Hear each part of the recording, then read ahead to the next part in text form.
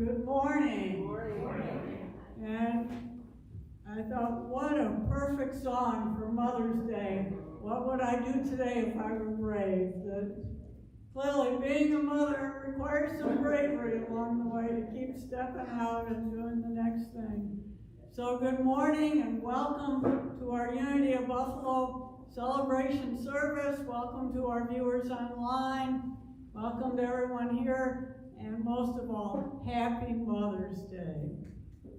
So let's, I guess I can go ahead and clap. Have some special ways to acknowledge the mothers during our service today. But let's begin with prayer. If you'll join me in just taking a deep breath. We come together today to connect heart to heart, to open our minds, open our hearts, open our energy, so that we can welcome the goodness that is the presence of God already here in our lives, that is just waiting for us to open our arms a little bit wider, open our hearts, open our awareness, so that energy can express in and as and through us. So we bless this day when we're honoring all those that have nurtured, given life, been a mothering influence in our lives, and of course Mother Earth in our world. We begin today with a deep sense of gratitude and appreciation, and love and blessing for all mothers in the world. And so it is. Amen. And if you'll join me in affirming our invocation, the core foundational principle of unity, together, there is only one presence and one power, living as the universe and as me, God the good, omnipotent. And now, as a blessing for our ministry, we'll affirm together our vision for the world that we are helping to co-create with God and with many others together, a world of love, peace, and abundance for all. And practicing our mission is how we do that together, practicing the presence of God through prayer, education, service, creativity, and community, and also living our core values together, loving, spiritually centered, inclusive, respectful, and compassionate. And so, one of the ways that I think is practicing the presence of God is to read the daily word, to use that as a source of inspiration, to something to reflect on each day, or to carry with us during the day. And of course, today the message is a mother's blessing. And Joyce is our reader. Happy Mother's Day, Joyce. Happy Mother's Day. Thank you. Good morning, everyone. Good morning. Mother's blessing. I bless all mothers everywhere. The word mother brings to mind love, gentleness, nurturance, and compassion. Even if I did not experience these qualities from the woman who gave me life, I give thanks for them and everyone who has inspired me and touched my life. To my mother and everyone who has blessed me with a mother's care, I send you love. I say a prayer of thanks for your presence in my life, for the sacrifices you made to give me the opportunities to grow and learn. You taught me the power of love and gentleness and the strength found in giving. You taught me above all to be true to myself. You are a leader who has taught me to lead by example. I send you thoughts of infinite love and peace as I join with others in gratitude and joy today. She opens her mouth with wisdom, and the teaching of kindness is on her tongue. Proverbs 31, chapter 26. And let us repeat together the affirmation that supports this morning's reading. It's on the monitor above. I bless all mothers everywhere. Thank you. Yeah. So I would like to invite you for a moment to, just as the Daily Word says, when you think of mothers, a word that comes to mind. So I'd like to invite you for a moment to think about your mother or someone that shared that kind of motherly love with you. And think of a word that comes to mind, quality.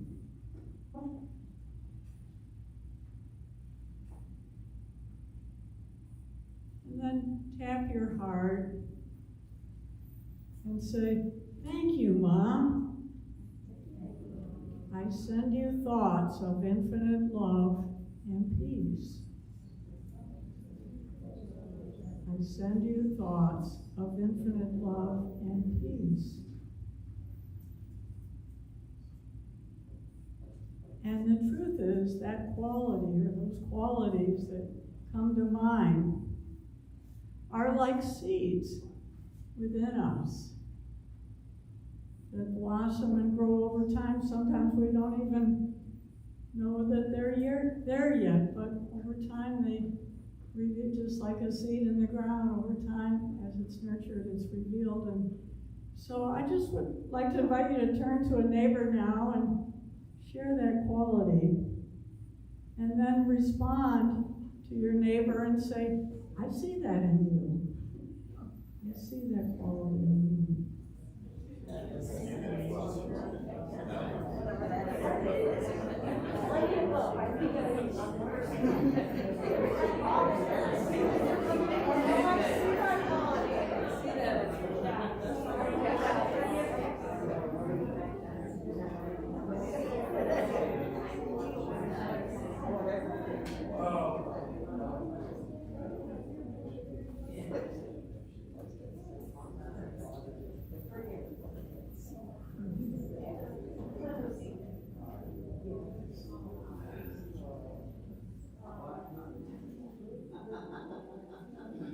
Anybody like to share their quality? For me, it was spiritually centered. Go ahead. Mine is strength. Strength. Your mother's right there next to you. Yeah. Well, Perseverance. Perseverance. Nikki? So many things, but radiant love and joy. Radiant love and joy. Mary Beth? My mom was determined. She was 44 when she had me. Wow, determined. She was determined, yeah. You were going to come into this world. Anybody else want to share? Well, kindness. Self-sacrificing. Self-sacrificing. Tenacity. Tenacity. Positive thinker. Positive thinker. Singing. I'm sorry? Singing. Singing. Yeah. Wow. You were the one talking. You probably really were. Yeah, for me, it was spiritually connected. Hungry for spiritual growth. Okay, well, so all these qualities live within us, like seeds, continuing to be expressed in the world. So now it's time for blessing of our prayer requests. And Reverend Allura is our prayer chaplain for today. We're continuing to hold in our prayers Mary Frank and others that have asked for prayer. I'll let you do the honors here. Good morning. Good morning. So let's just place our hand on our heart. This wonderful organ in our body that is more than that. It is the source of love. And we begin this prayer time by remembering that love is the answer to every problem. And love is the answer to every prayer request.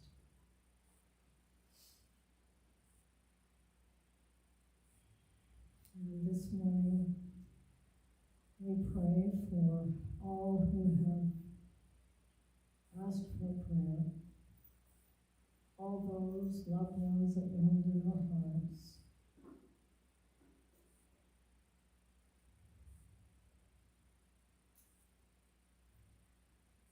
And we just know that love is accessible right now from our own heart to solve every problem and heal every request for healing.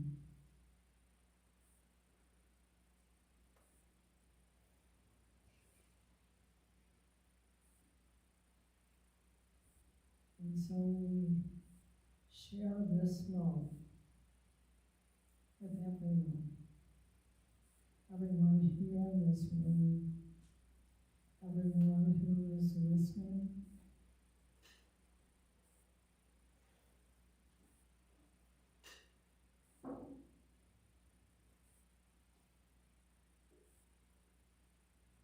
And we know that love is doing its healing work in everyone. Thank you, God. Amen.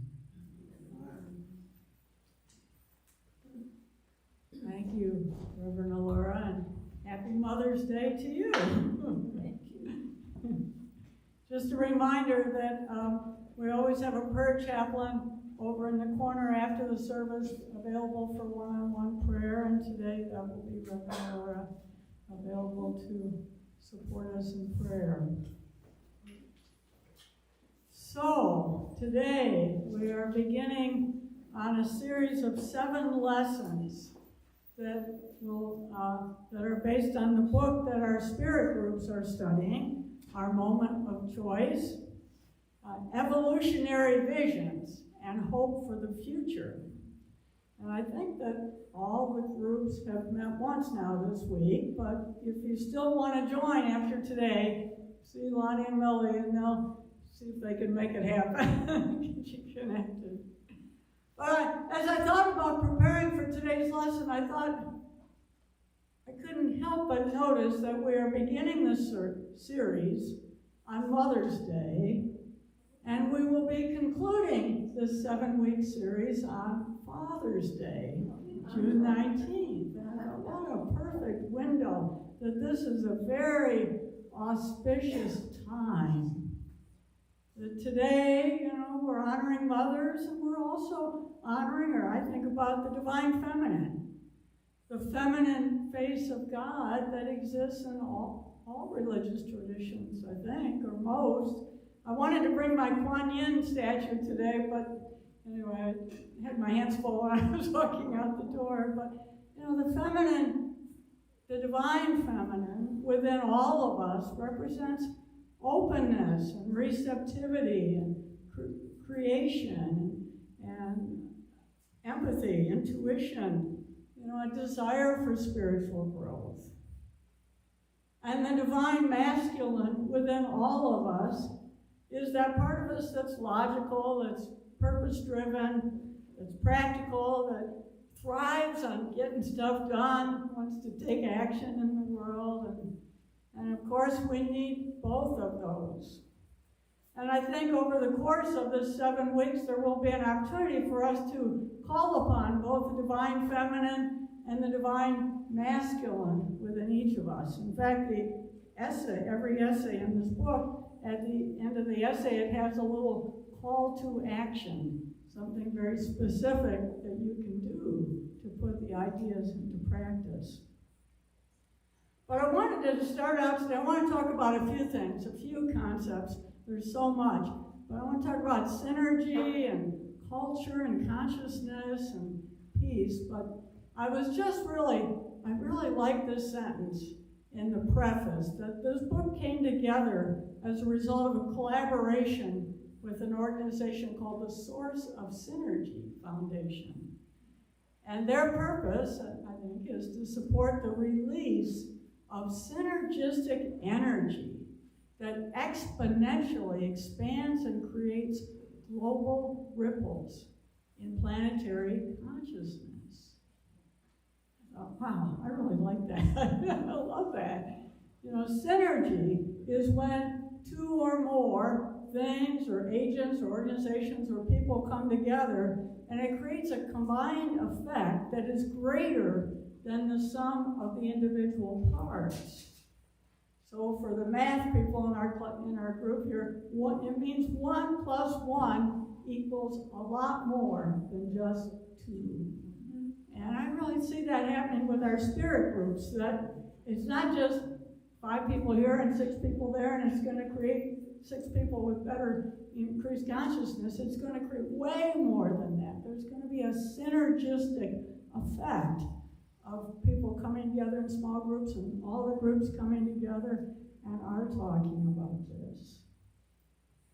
And really, to me, the whole spirit group program is an example of synergy in action.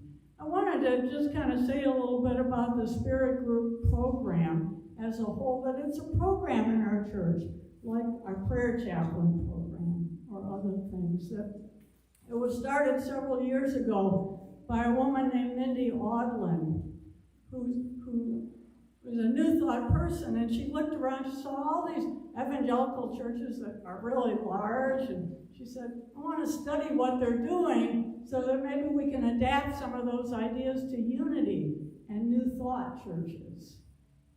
And what she found that many of them do is they have really strong small group ministry programs. And so she developed this program that now many Unity churches have adopted or are using as a way to bring people together. And it's based on what she called the 5 C's of love: communion, connection, compassion, community, and challenge. But, you know, in a way, I feel like it's our mission statement. We say it's practicing the presence of God. Prayer, education, community, connection, creativity. We could say those things happen in every spirit group meeting. So really, I would say by participating in the spirit group, you are in a very specific way participating in the mission and vision of our ministry. And in addition to studying the book and learning, at the end of every series, each group selects some kind of community service project that they'd like to do. And it may be in our church, or maybe out in the community, or just something they all want to do together as a way of kind of putting feet to the learning. And also they plan a time when they want to get together just to celebrate, to have fun, to celebrate the completion of that series. And it may look like just going out for ice cream together, or a picnic, or something, whatever each group decides. So that's the spirit group. You know, all of that, to me, makes welcome a synergistic energy that makes more things possible. And in the book, there are 7 sections. It's a series of authors and editors, I guess. But each section is referred to as a circle. And the first circle that we're focusing on is this idea of building bridges. That together we can build a global community and create a culture of peace. That this isn't something that any of us does on our own, but that together we can do this. And I like that they say this is a book about hope, it's a book about action, it's a book about innovation. And for me, the innovation part is learning how to collaborate more with the power of synergy. You know, it's like, how do we create a space in our lives that encourages synergy? You know, for how do we make things welcome? You know, or how do we take down whatever the maybe barriers are that might be suppressing what I think is the natural tendency for synergy to happen. And I came upon an example of this in the Detroit News recently. A man who had a car wash business in a neighborhood where he wasn't really getting a lot of customers, and he was trying to attract more customers, but he did have the sign out front. So he started putting out inspirational messages on the sign. And here's one: prioritize your peace. And there's another one: trusting God's plan. Just a few simple words.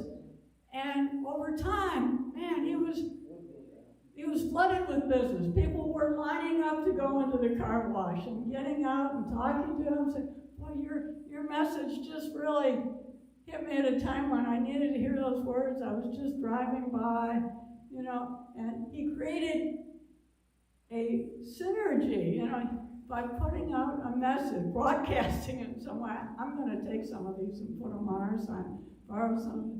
You know, he was sort of making welcome. People wanted to stop and be in the energy of, wow, what made you think of that message? You know, or here's another one, or I want to, you know, can I share this with my neighbors? And so that's an example of synergy in action. And so I wanted to also explore the ideas of culture and consciousness.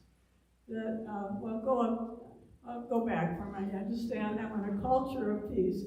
You know, and as I thought about it, because the authors use those terms a lot, culture to me and consciousness are very similar concepts.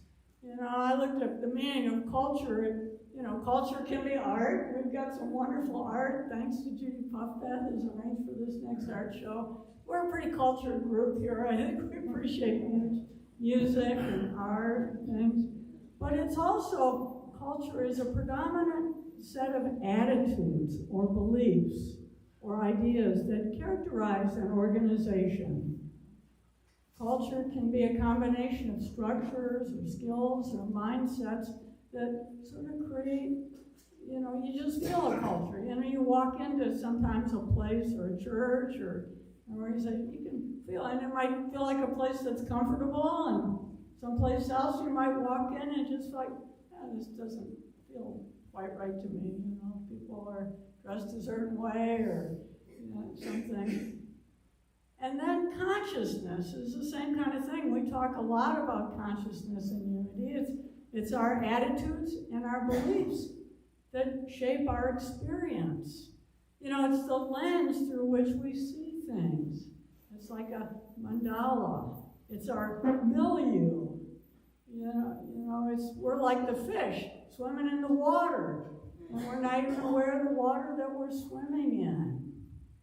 But unity talks a lot about consciousness, and really the whole spirit groups is one component of kind of an overall model that we have sought to kind of to build our ministry around, this idea of an integral model, that everything is related to everything else. And consciousness is the basis of it. You know, in unity, you know, what we've been talking about a lot more lately is kind of 4 levels of consciousness: wake up, grow up, clean up, and show up. You know, first we kind of wake up. Oh, there is something more going on here than meets the surface. There is a spiritual dimension to life. And then we grow spiritually. We come to a place like unity. We participate in classes or spirit groups or other things. And we grow. And then maybe we clean up. We realize we've got some stuff to clean up, some old hurts or wounds or unresolved issues or things that are sort of clouding our lens. And as we do all those things, we're more able to show up, to be a presence for peace in the world, or to help make it a better world, or be a be a better family member or friend or community member. So culture is really important. Culture and consciousness. And you know, we've all heard that expression. Now we can go to the next one. Culture eats strategy for lunch. Our author says breakfast, but I've heard it as breakfast. You know, that you can have the best strategies in the world. We've got the right idea, but if the culture is clouded, if the culture is filled with fear or limitation or you know, I just can't do it, then, you know, it doesn't matter how many right strategies you've got. Clearly that guy with the car wash, not only did he have a good strategy and had a good message, but he probably's got the culture and the consciousness that made it all work together. So, you know, I don't know about you. I don't know what you had for breakfast this morning. But what Cheerio, you did have Cheerio, okay. You came to the right. I like Cheerios too, yeah. But I also like to think that I would love to be having breakfast with Alice in Wonderland every day. Because, as you may recall, Alice said, "Why, sometimes I have believed as many as 6 impossible things before breakfast." I thought, oh yeah, me too. I want to start my day, you know, knowing that nothing is impossible. So this is why we need to put our focus first on culture and on consciousness. And so this book kind of gives us some sense about a culture of peace. What does that look like? What would that be?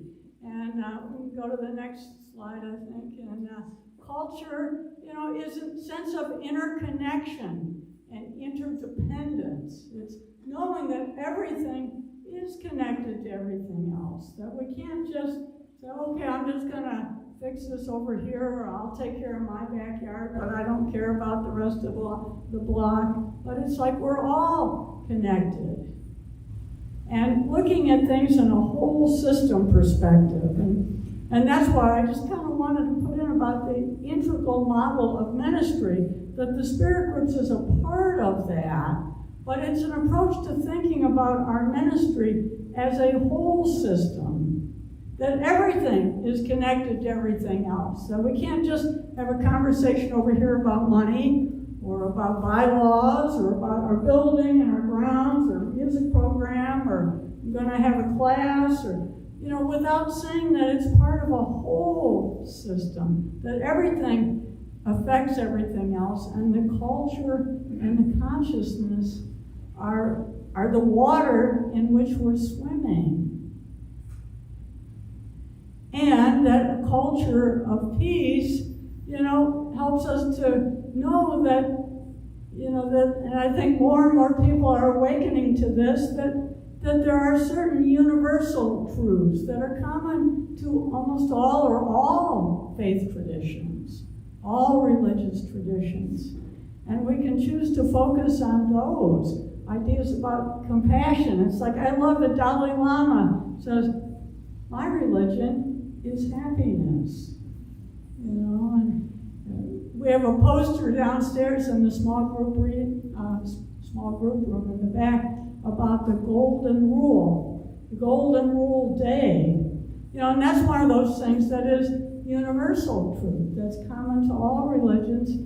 And several years ago, an organization started something called the Golden Rule Day to bring awareness to that, because they started to notice that when they asked a lot of people at random on the street, a lot of people didn't know what the Golden Rule was, or they weren't sure. I don't know, I heard of it somewhere, I'm not sure what it means. And so it was like just such a basic thing we all need to be reminded of. So a culture of peace includes all these things. And then the next slide, you know, a culture of peace involves, you know, what we see in the book, moving, you know, with systems and practices in our society and our world from a punitive to a restorative approach to justice and healing. It involves moving from a focus on pathology to positive psychology. About what do we want to be created? What does it look like to be healthy and whole and balanced and living in harmony with others?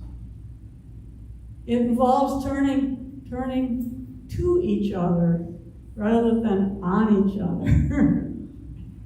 And seeing that our separateness is really kind of an illusion, that we're really, there's a oneness to not only our spiritual, we are one with each other, to our world, to the divine presence, and to our spiritual practices. Not only, is there a commonality to faith traditions, but I thought, one of the authors mentions lots of different spiritual practices that people do that all point in the same direction. And I thought, oh man, I see a whole bunch of that in our congregation. People who do mindfulness meditation or loving kindness. People who have learned about heart-centered communication, like heart math and other examples. People who do breath work.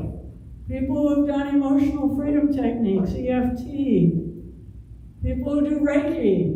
People who are doing yoga or Qigong. People who are studying the Course in Miracles. People who meditate with Sadhguru and that approach to things. People who are doing Ayurvedic or complementary medicine, that more and more, these aren't exclusive to each other, or they're not exclusive to a particular religion or faith, that people find something that resonates with their soul, and they're doing that and adding that to their spiritual practice and way of being. So, anything else that I left out? I know I left out a whole bunch of stuff. Cooking, art, music. Tai Chi, of course. Yeah. Gardening. Gardening. Writing. Raising children. That's a spiritual practice. Being playful. Praying. Spending time in nature. We've talked a lot about that. So peace is, we have to talk about, well, what is peace? And, Michael Beckwith says that it's the dynamic of harmonizing good. It's a quality within us. It's a journey rather than a goal. That it's not, it's not necessarily something we're going to get to at some point, or maybe we will, but it's about how we are in every moment. It's part of our journey. And I like this, it's a seed that we carry within us. So I think really that peace is not the absence of conflict or disagreement. That's a good thing. But it's beyond that. It's an energy. It's a consciousness. It's something that's palpable. They gave an example in the book about you can walk into a room. Maybe you've had this experience, and on the surface, it looks like it's peaceful. People aren't disagreeing. They're not fighting or arguing, but there's an energy in the room that doesn't feel peaceful, that you can sense sort of an underlying current, or there's some animosity or resentment or something, and you just say, wow, there isn't really peace here. And then you might walk into another room where people are having a conversation, and they're disagreeing about something and talking, I see it this way and I see it that way. But yet the atmosphere is full of peace because people have found a little bit more mature way to listen to each other, to talk, to discuss differences in a way that's respectful and patient and understanding. And so that, I think, is a consciousness of peace. And Michael Beckwith says that world peace will come when we have a consciousness of people who are no longer suppressing peace. Because really, peace is everywhere. It's like the presence of God. It's not like we're waiting for the presence of God to come down to us. Peace is already here. It's just that in our humanness, sometimes we've been wounded, or we've experienced trauma, or we've had things happen that have caused us to feel like the only way to be safe is going to that fight or flight or freeze mode of things. But what we're learning is that the good news and even gooder news, is that we are evolving. We're getting a better understanding of things. And one example of that is this, what I like, what they refer to as the spiritual law of cooperation, that our understanding about evolution is evolving. You know, it used to be that scientists, evolutionary biologists, or whatever they call themselves, that the social Darwinism approach to the way species evolved was about the survival of the fittest, that it was competition. If you just, you beat out your enemy, then you'll have more and you'll survive longer. And that attitude, that paradigm, that culture and consciousness has come to dominate our approach to economics and politics and business. But the good news, the really good news, is that we're finding that, we'll stay on that. What we're finding is that having the best competitor win really only happens at the lower levels of complexity. That as species evolve and become more complex, we're finding that natural selection favors cooperation. Those that succeed, that thrive, that do well, are those that learn to cooperate with each other rather than compete with each other. And I feel like that's what I see happening. That's what we're doing. We're cooperating with the Linwood Neighborhood Association and saying, how can we work together to maintain our Peace Park and help it fulfill its mission of being a community resource for other people. And we work together with the network of religious communities and Voice Buffalo, and really we need to be looking for more people and places and organizations that we can cooperate with. And we're part of Unity Worldwide Ministries and the Worldwide Movement. We're part of an organization that publishes the Daily Word that goes out to over 1 million people in 10 different languages and in Braille. We're part of a prayer ministry that serves people 24/7 around the world, 365 days a year. Things that our little ministry here could never accomplish, but we're part of having that. And I had an experience this week. I was reading the article. There's an article for the month of June at the beginning of the Daily Word, and I was so deeply moved by it. And I thought, I am so proud and so humble and so grateful to be part of a unity movement that has a story to tell like this. And it's a story of a woman named Eleanor that lives in Kansas. And she says right at the beginning of the article that she's been through 27 years of psychiatric therapy.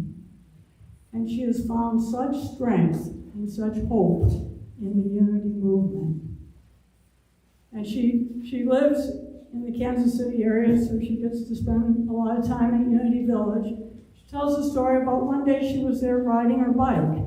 And it was one of the free bikes they have there. They probably have some of those ready bikes. And she was going up a hill. She kind of got halfway up, and it was pretty steep. And the bike just came to a standstill. She just couldn't get it to go any further. So she turned around and went back to I'll try it again. Only could get halfway up. On the third try, she said she felt this familiar feeling of anxiety coming over her, and she just kind of felt like panic. Maybe a panic attack was on its way. And she was alone. She was stuck. And she said, in her words, my faith was being hijacked by fear. But she said right in that moment, she received this guidance. She had this guidance. Get off the bike and walk up the hill. And, I guess it's obvious. But in that moment, when she was feeling stuck, it wasn't so obvious. But she did. She got off the bike, she followed, she walked up, and she said that bike ride turned into a spiritual experience, an opportunity to not only practice exercising her legs, but to exercise her faith as well. And so Eleanor's an enthusiastic student of Unity. She loves to spend time at Unity Village, and she serves the Unity Church in Wichita, Kansas, as a Spirit Groups program leader, incidentally. So, as we finish up this section of the lesson for today, I want to leave you with one more very practical takeaway. Are you ready for it? Ready to? Okay, because you got to do this. You got to be part of it. So we have to. The takeaway is affirming this: I am. And we are 100% blessed. I am, and we are 100% blessed. And that's an affirmation that a woman who's the author in the book, Shilpa Jain, uses with her husband. And she said it's just her way of, one, acknowledging how blessed she is, how many gifts and privileges and opportunities she's had, but it's also a way of choosing to see even the challenges in her life as a blessing. That even in the midst of whatever comes up, I am 100% blessed. And that's my stand for how it is in the world. And she said that she's blessed to serve as the executive director for an organization called Yes. And it's a 30-year-old nonprofit organization that brings together people in small groups to connect, inspire, collaborate. And their flagship program is called JAMS. JAMS, J-A-M-S. And they bring together about 30 people at a time, and they contribute to healing and love and justice and connection. She said JAMS are a powerful greenhouse for body, heart, and soul wisdom. And these wisdoms guide our paths forward. So the JAMS are creating a culture, a consciousness of connection, understanding, answering this question, how can our work, our lives, increase connectivity in the world? And there's 4 simple steps, 4 things, maybe there's probably a lot more, but that are part of these jam sessions. Maybe that's the next one here. The first one is, okay, we don't have it. That's okay, my mistake. The first one is that they practice listening. Listening without judging or interrupting or trying to fix people. And the next thing is that they bring in play whenever possible to kind of keep things light once in a while, or touch base with that energy of playfulness. Another thing is they make space for feelings, all the feelings that come up, whatever it is, it's okay. And when things get hot, slow down to help people not move into fight or flight or freeze mode. And then valuing the person over the outcome or being right. And so to me, this whole JAMS thing is a way of, an example of how we can turn to each other and not on each other. And then the author says, as a result of all this, they wind up spreading the jam. People learn and grow and get more connected, and they're able to spread it to their families, their communities, their world. So I want to just have us close with spreading the jam one more time, and we can say together, I am, and we are 100% blessed. And we can know that we have the seed, just as we have the blessings of our mothers in our hearts, we have the seed of peace within us. And I'm excited to know where it's going to take all of us this week. So now we'll have a time of meditation, and Mike is going to lead us in singing Blessing to the World, and we'll take a few moments to reflect on that.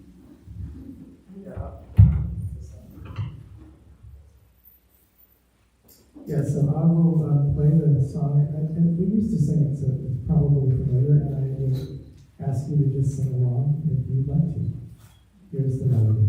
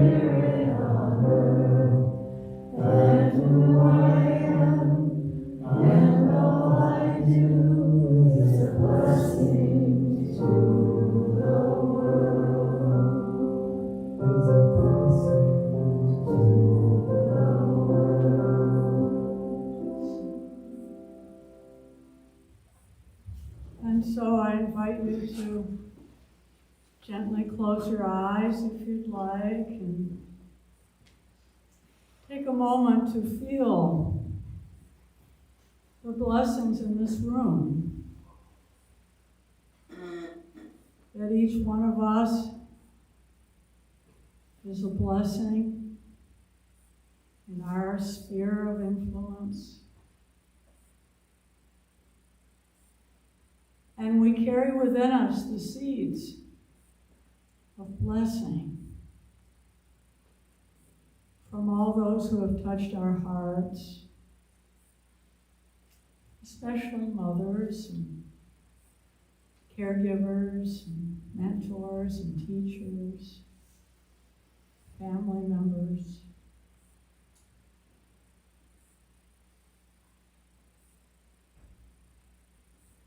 Those are seeds of peace and love, wisdom and life experience.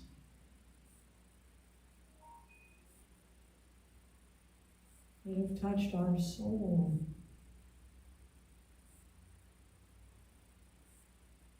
So that we might nurture those seeds and share them with others.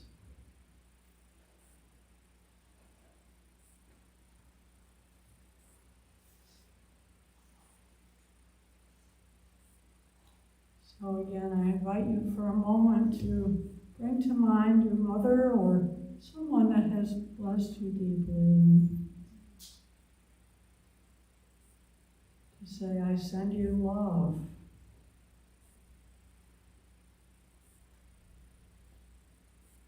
I say a prayer of thanks for your presence in my life.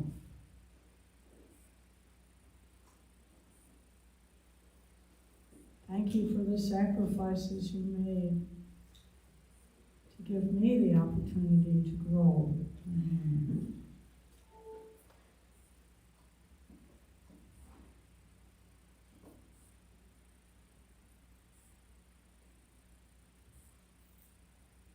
I carry these lessons with me in my heart and in my life experience.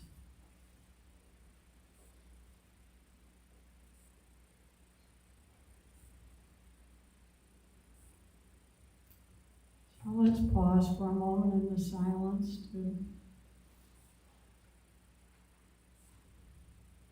feel some loving kindness for ourselves and for others.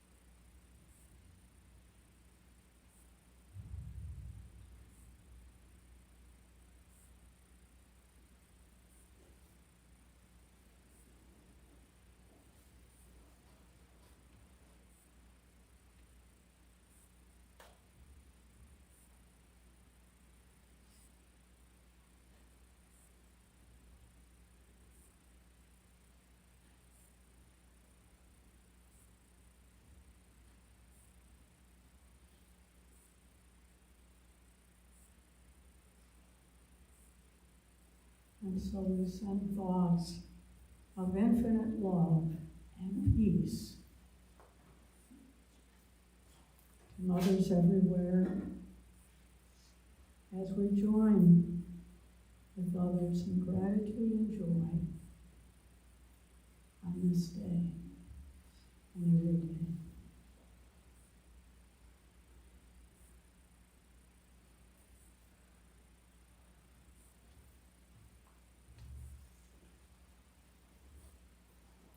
I am, and we are 100% blessed. We can say that together. I am, and we are 100% blessed. And so it is. Amen.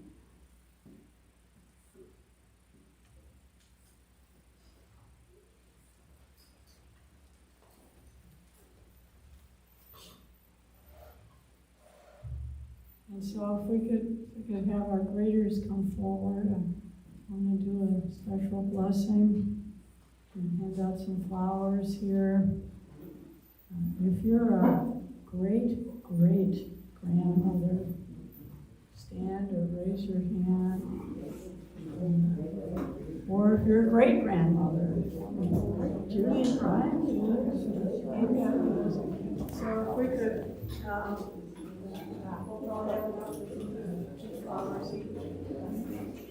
and if you are a grandmother, we've got some grandmothers here, I know. And if you're a mother,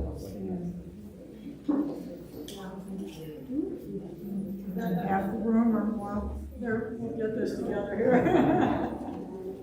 And if you are a stepmother or a godmother, mother to be, maybe, or if you've played that role, as sometimes the man has to be the mother and the father, you know, or you're mother of your pets, Annabelle's mother of our peace park.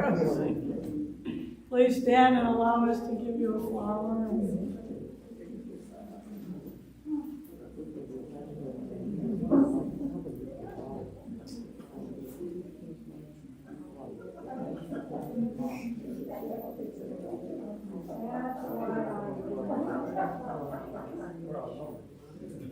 So,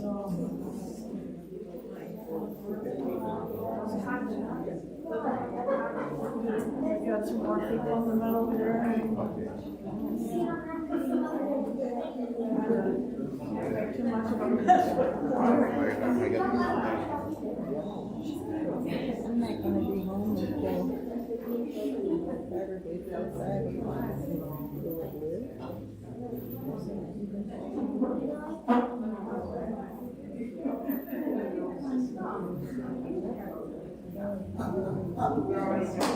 Thank you. Is everybody there?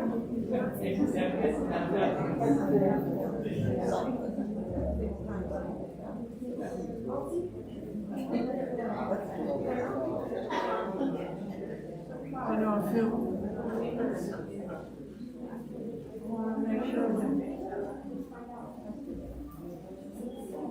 And of course, we all have a mother or had a mother, so.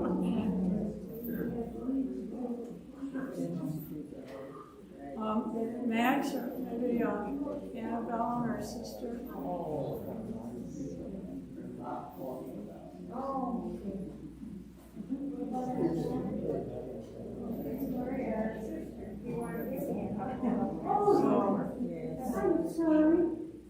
There's more, yeah. We've got more over here.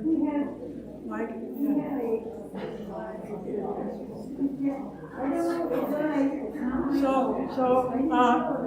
So why don't we go ahead and give a unity blessing to all those that have been mothers in one way or another.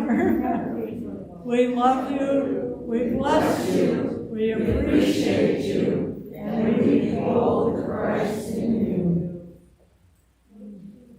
Thank you. Thank you, Mike and Max, and I hope you got everyone.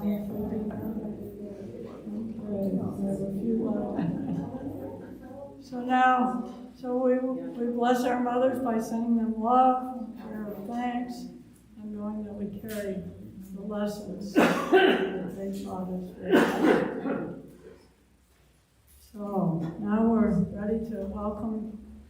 Is there anyone who's here for the first time, or maybe not? So, well, let's move on to the love offering part of our service, an opportunity to practice generosity and contribute to the mission and vision of our ministry. And so, as we do this in a culture and in a consciousness of abundance and gratitude and generosity, and knowing that God is our source, and we are blessed 100% of the time. Some people give online during the week, or send in an offering through the mail, or give on Sunday, or all of the above.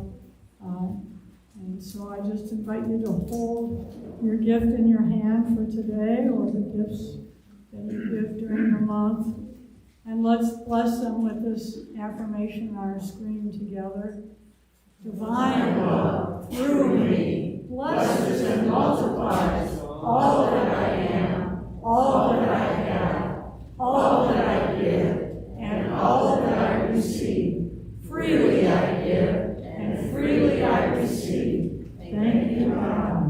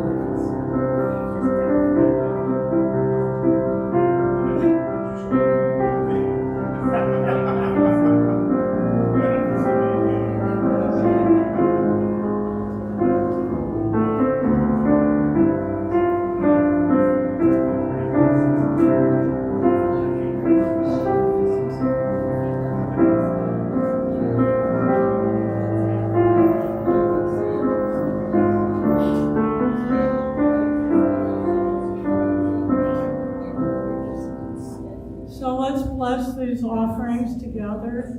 We bless these gifts and see them pressed down, shaken together, heaped up, running over, and returned to every giver. Thank you, God. Amen.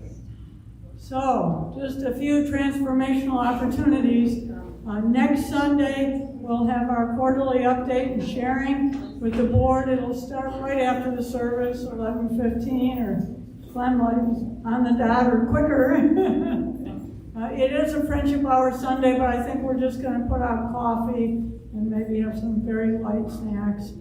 The following Sunday, May 22nd, we're having an opening reception for our Unity Gallery show, the Impact Artists Gallery, and you can start to enjoy it right now. It's just really wonderful. Thank you, Judy, for coordinating all this. And then Mike and Ahnandhi are going to be off for a couple of weeks. They're getting married at the end of May.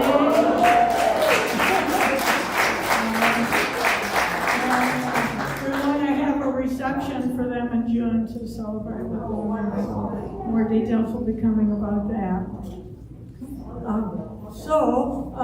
And then also the Eastern region is sponsoring an online seminar on developing a prosperity plan for your ministry and planning events and fundraisers. I like what they said, the goal of raising more funds with less effort. So if anybody might be interested in participating in that with me, it's an online thing. Please see me afterward or sign up. I'd love to share that with other people. So I think we're ready to close with the prayer of protection and our closing song. And so let's affirm together. The light of God surrounds us. I am light. The love of God